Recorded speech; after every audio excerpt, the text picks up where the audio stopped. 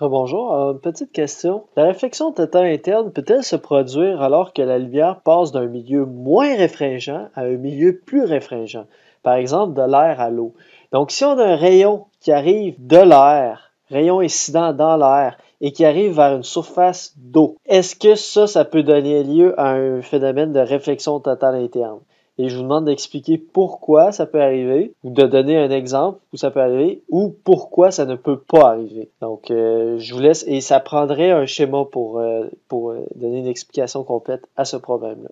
Alors, je laisse réfléchir. Maintenant, la réflexion totale interne.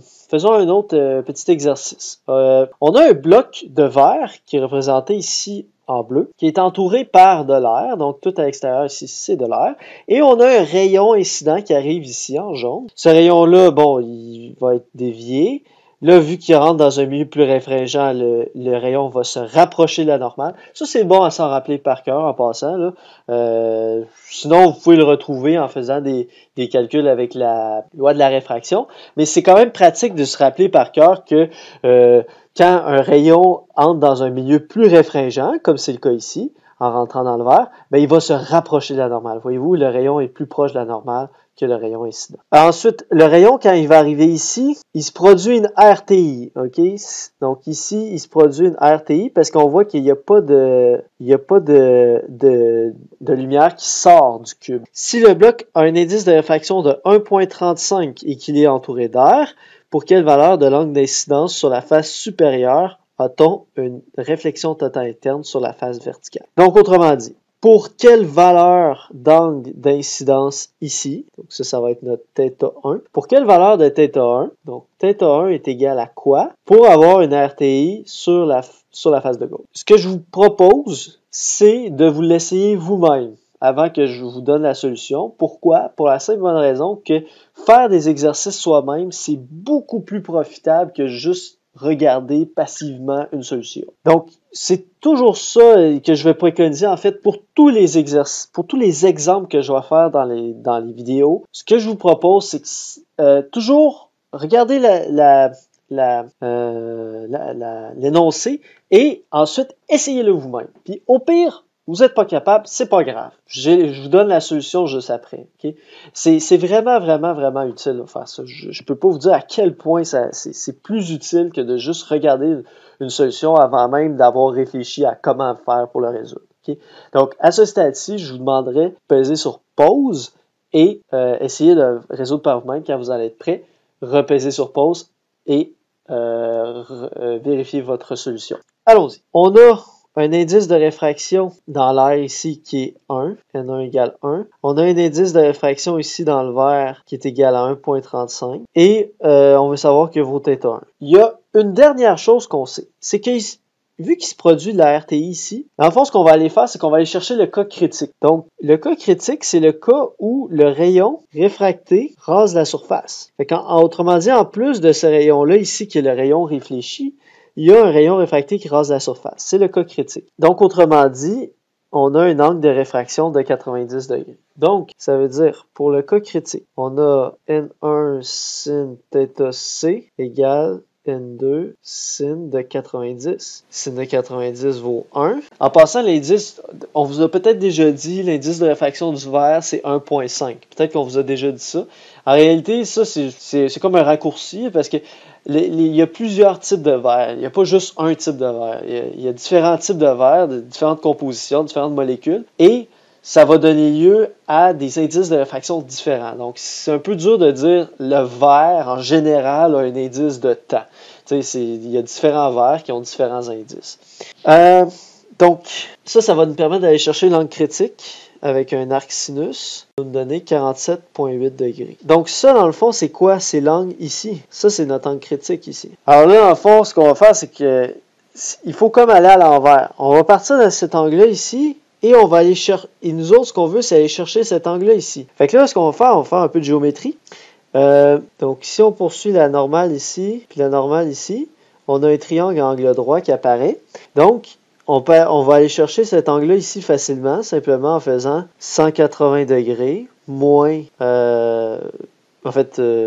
moins 90 degrés, qui est l'angle droit, moins l'angle qu'on a trouvé ici, 47,8 degrés. Donc, ça va nous donner 42,2 degrés. En fait, c'est simplement l'angle complémentaire de l'angle critique qu'on a trouvé. L'angle complémentaire de 47,8, 42,2. Donc ici, on a un angle de 42,2 degrés. Et là, après ça, on va réappliquer encore une fois la loi de la réfraction pour aller chercher l'angle θ1. Donc, autrement dit, N1 sin θ1 égale N2 sin θ2. Alors, N1, c'est l'air, donc indice 1. En passant, vous avez remarqué, l'air, on va prendre toujours, c'est implicite, là, on ne vous le dira pas dans tous les problèmes.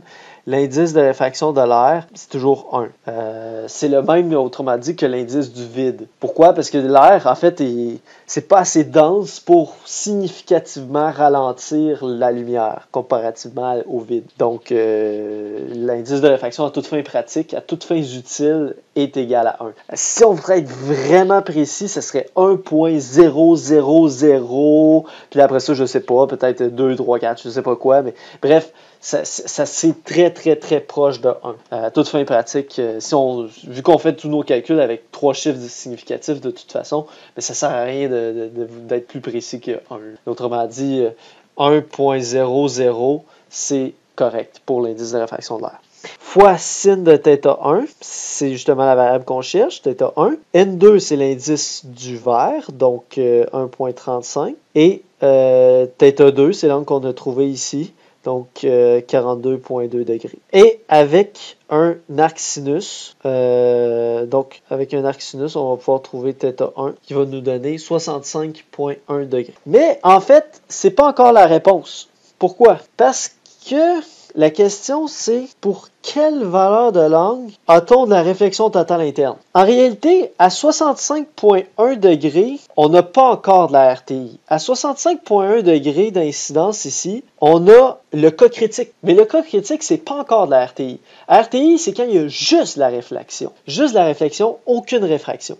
Tandis qu'ici, dans le cas critique, il y a une réfraction. La réfraction, c'est le rayon qui rase la surface. Donc, à proprement parler, le cas critique n'est pas de la RTI. Donc, si on veut avoir de la RTI, il faudrait que l'angle d'incidence de ce rayon-là ici, que cet angle-là soit légèrement plus grand que ce qu'on a trouvé. Autrement dit, si on augmente l'angle d'incidence de ce rayon-là, donc admettons qu'il arrive comme ça à la place, ben là, on va avoir de la RTI. On va avoir dépassé l'angle critique, donc on va avoir de la réflexion totale interne. Donc, il faut que cet angle-là soit légèrement plus grand. Il faut qu'il soit plus grand que ce qu'on a trouvé. Si cet angle-là est plus grand que 47,8, on va avoir de la RTI. Vous me suivez? Si l'angle ici est plus grand que 47,8, par exemple, si le rayon arrive comme ça, eh bien là, on va avoir de la RTI. Pour que cet angle-là soit plus grand que 47,8, il faut que l'angle ici soit plus petit que 42,2. Donc, tantôt, pour le cas critique ici, pour cet angle-là, on avait trouvé 42,2. Mais ce qui arrive, c'est que si cet angle-là est plus grand, bien, cet angle-là doit diminuer, parce que la somme de ces deux angles-là doit donner 90 degrés, ces deux angles complémentaires. Donc, si cet angle-là doit être plus grand pour avoir la RTI, il faut que cet angle-là soit plus petit. Puis si cet angle-là est plus petit, ça veut dire qu'il faut que l'angle θ1 soit plus petit aussi. Parce que l'angle d'incidence puis l'angle de réfraction vont toujours être proportionnels. Donc, si cet angle-là doit être plus petit, il faut que θ1 soit plus petit aussi. Ça veut donc dire que pour avoir la RTI, c'est tous les angles qui vont être compris entre 0 et 65,1 degrés. Puis pour être bien précis, on pourrait mettre un crochet comme ça pour dire que 65,1 degrés en tant que tel n'est pas inclus dans l'intervalle. Voilà. Donc, dans tous les angles entre 0 et 65 degrés d'incidence ici vont mener à de la RTI. C'est sûr que là, vous pourriez me dire, ouais, mais s'il arrive à 0 degré, ça ne marchera pas. Donc, je le dessine. S'il arrive à 0 degré, ça veut dire qu'il arrive directement comme perpendiculairement à la surface. Ça veut dire qu'il y a un angle d'incidence de 0. S'il y a un angle d'incidence de 0 ici, sin de 0, ça fait 0. Fait que s'il y a un angle d'incidence de 0, ça veut dire qu'il faut que l'angle de réfraction soit aussi 0. Donc, ça veut dire que le rayon passe tout droit. Fait que là, ça veut dire qu'il sortirait. Puis il n'y aurait pas de RTI finalement parce qu'il ne toucherait même pas la face de gauche. Vous avez raison. Fait qu'en réalité, c'est vrai que 0, à quelque part, ne pourrait pas vraiment être inclus non plus dans l'intervalle. Donc, on pourrait l'exclure dans l'intervalle. Vous pourriez aussi me dire, ouais, mais s'il arrive avec un angle qui est pas 0, mais qui est très faible, mettons qu'il arrive avec un angle comme ça, ben ça se peut que, finalement, il dévie, mais il réussit pas à aller toucher la face de gauche avant d'avoir atteint le bas du cube. Bon, mais ça, on va comme négliger cette possibilité-là, en fait, dans ce problème-là.